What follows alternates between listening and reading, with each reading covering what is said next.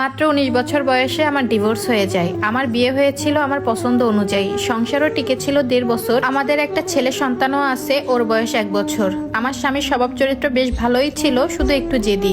অবশ্য তাও সবসময় করে না, মাঝে মধ্যে। সব সংসারেই তো টুকিটাকি সমস্যা থাকে, ওরকম আমাদের মাঝেও মাঝে মধ্যে ঝগড়াঝাটি হতো। কিন্তু ঝগড়া বাদলেই ব্যাগপত্র গুছিয়ে আমি আমার বাবার বাড়ি চলে যেতাম। ওখানে বোনরাও আসতো আর ভাইরা তো ছিলই। ভাইয়ের কাছে কেঁদে কেঁদে সব বলতাম। তখন ওরা আমার হাজবেন্ডকে ফোন দিয়ে সবাই কথা শোনাতো, আর আমার ছোট বোন সে তো রীতিমতো অপমান করতো। আমার কাছেও ভালো মনে হতো, ঠিকই তো আছে, কত বড় সাহস আমার সাথে লাগতে আসে, আমাকে নিজের মতো চালাতে চাই। সবসময় নিজের ভিতরে কেমন একটা জেদ কাজ করতো। ওর কাছে আমি কেন ছোট হব, ওর কাছে নিজের ভুল কেন স্বীকার করব, মাফ চাইবই বা কেন, এটা ভাবতেই পারতাম না। উল্টা বড় গলায় বলতাম, আমাকে ডিভোর্স দিয়ে দাও, তোমার মতো লোকের সাথে কে সংসার করবে। কিন্তু না, ডিভোর্স আমি কখনোই মন থেকে চাইনি, ওটা ছিল মুখের কথা। ওর সামনে কেন আমি ছোট হব, ছোট হওয়ার চাইতে ডিভোর্স চাওয়াটাই আমার কাছে সব থেকে সঠিক মনে হতো। একদিন দুইজনই একটা ব্যাপার নিয়ে খুব কথা কাটাকাটি চলতেছিল। এর ভিতরে দুইজনই খুব উত্তেজিত হয়ে পড়ি। রাগে আমার শরীর কাঁপতেছিল, যা মুখে আসছে তাই বলছি।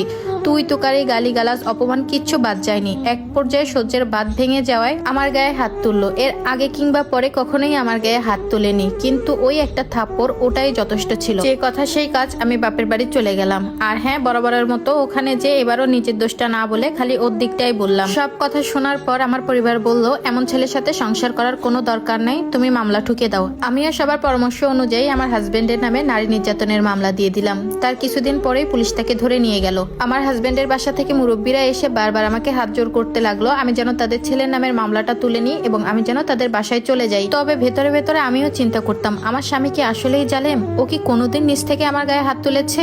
আমি যদি ওকে এত কথা না শোনাতাম, তাহলে কি ও আমার গায়ে কখনো হাত তুলতো? তবে এসব কথা পরিবারের সাথে শেয়ার করলে বাবা মা ভাই বোন তখন বলতো, কেন তুই ফিরে যাবি, তুই গেলে অপমানিত হবি এবং তোকে অসহায় ভাববে। একবার তোর গায়ে হাত তুলেছে মানে বারবার একই কাজ করবে, কাজেই নিজ থেকে ফিরে যাওয়ার কোনো প্রশ্নই আসে না। কিন্তু মাঝে মাঝে আমার মনে চিৎকার দিয়ে বলে উঠতো, আমার স্বামী তো এরকম না, ও যেদিন আমার গায়ে হাত তুলেছিল সেদিন হাঁটু জোর হয়ে আমার কাছে মাফ চেয়েছিল।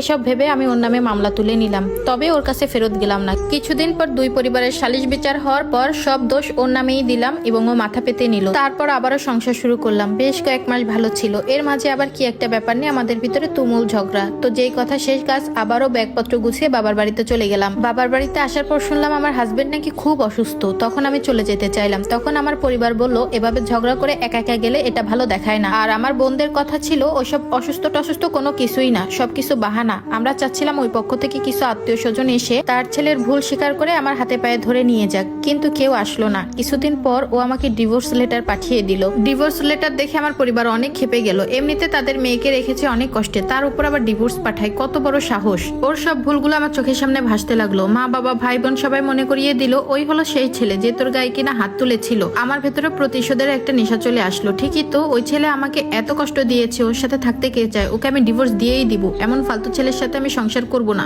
কোর্টে গিয়ে ওকে হেনস্থা করার চেষ্টা করলাম। আমার মাসিক খরচ বাড়িয়ে একটা আকাশ ছোঁয়া অঙ্ক দাবি করলাম। আমি চাচ্ছিলাম ওর যেন দেওয়ালে পিঠ থেকে যায়, সে যেন নিজে এসে আবারও আমার কাছে সংসার করতে চাই। আসলে ডিভোর্স হোক এটা আমি কখনোই চাইনি, কিন্তু জিদ আমাকে খেয়ে নিচ্ছিল।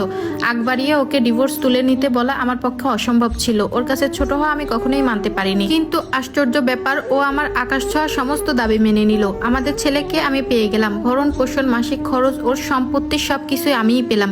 বিনিময়ে ও পেল শুধু ডিভোর্স। আমাদের ডিভোর্স হয়েছে এই 3 বছর হতে যাচ্ছে। ও নাকি আবারও বিয়ে করেছে, সুখেই আছে শুনলাম, বোঝা যায়। আসলে ওর মতো ঝামেলাবিহীন স্বামী নিয়ে হয়তো মেয়েটা সুখেই থাকবে। এখনো আমার নিজের কথা মনে করে অনেক আফসোস হয়। আমি আমার স্বামীকে হয়তো শারীরিকভাবে কখনো আঘাত করিনি, কিন্তু মানসিকভাবে অনেকটা ভেঙে দিয়েছি। তাকে সবসময় কটু কথা বলতাম, তার সাথে ঝগড়া বিবাদ নিয়ে লেগেই থাকতাম। আজ বড়ই আফসোস হয়, আমার যত ভাই বোন ছিল তারা সুন্দর করে সংসার করতেছে, তাদের ছেলে মেয়ে নিয়ে, হাজবেন্ড নিয়ে তারা ঘুরতে যায়। এগুলা দেখে আমার অনেক আফসোস লাগে। আজ 3টা বছর আমি আমার বাবার বাড়ি এখন আমার কাছে দোজগের মতো মনে হয়। আসলে তখন যদি আমার স্বামীর ভুলগুলো আমি একটু মেনে নিতাম, একটু মাথা নত করতাম, তাহলে হয়তোবা আমার সংসারটা আজকে টিকে যেত। এই সম্পূর্ণ স্টোরিটা একটা আপুর লাইফ থেকে নেওয়া। তবে আমি আমার হাজবেন্ডকে বলতে চাই, তুমি আমার কাছে বেস্ট, তুমি যতই ভুল করো।